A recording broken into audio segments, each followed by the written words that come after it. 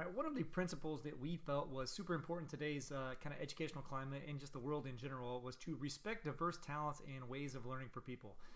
As an educator, one of the things that we need to understand, and not just educators, but people in society in general, is that people are different. From an educational side of things, people learn differently. Different people's different types of situations that people grow up in, where they come from. There's easy things to identify differences amongst all of us: race, age, gender.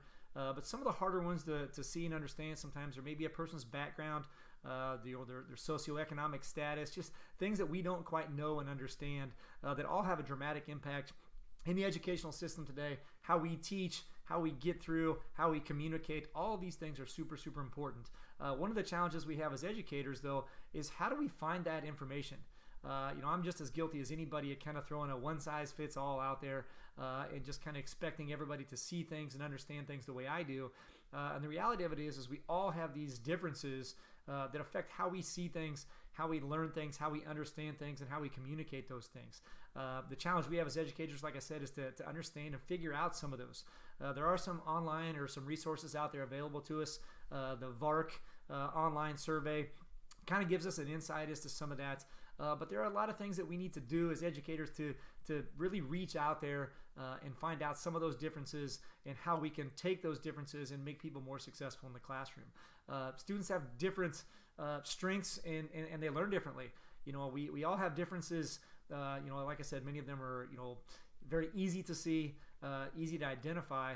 But some of them are a little bit different. We all have, we all think differences can sometimes be a bad things, but differences can be good things too. Different strengths. Some people are amazing writers where they're very poor public speakers, or vice versa. Some people are great problem solvers. Some people are great leaders.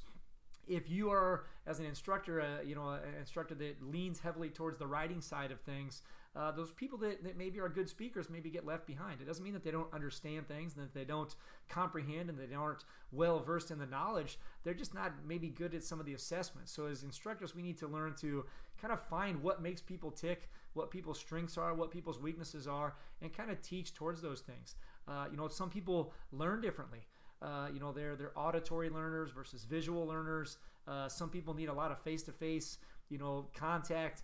Some people can just kind of go off and teach themselves. And, one's not right or wrong, but we just need to know and understand that, again, some people have those strengths. Some people have those weaknesses, and everybody learns in their own special way. A lot of the problems that we face today, especially with the situation that we're in now where we're kind of going to this online stuff and a lot of, technology-based stuff, is that not everybody has that technological background. And it's super, super scary for people. Sometimes there's that, age gap, that generational gap, where some people just don't quite get the technology. One of the reasons that I wanted to do this YouTube video is because I'm not good at it. What you guys don't understand in watching this video is on the other side of the screen is my 15-year-old son, who's a technological wizard. He got me all set up, showed me what I need to hit, how I need to do this. But that's kind of where the world is going today. Lincoln Land does something, we really, really recruit adult learners, people that are maybe going back to school, those people that are maybe making a career change or something like that haven't been in school in a really long time.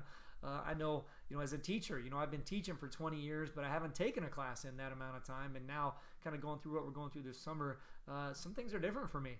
So it's super, super important to understand that we all have different skill sets. And just because some people, maybe are better or worse at, one thing or the other, especially from a technological standpoint, doesn't mean that they're not smart, doesn't mean that they're not capable. It just means we have to reach those people a little bit different. I think one of the things that within our group we've kind of talked about a little bit is that with this technology, sometimes we lose that face-to-face stuff and we lose that emotional attachment. Some people need that. Some people, are encouraged by that. And through the, kind of the online and the technological learning that we're going through right now, that's something that we kind of need to find ways to maybe make happen as opposed to just kind of overlooking things. So again, the principle that we're kind of focusing on here is respecting diverse talents and ways of learning. We think it's super, super important moving forward, and we definitely think it's something we need to put an emphasis on.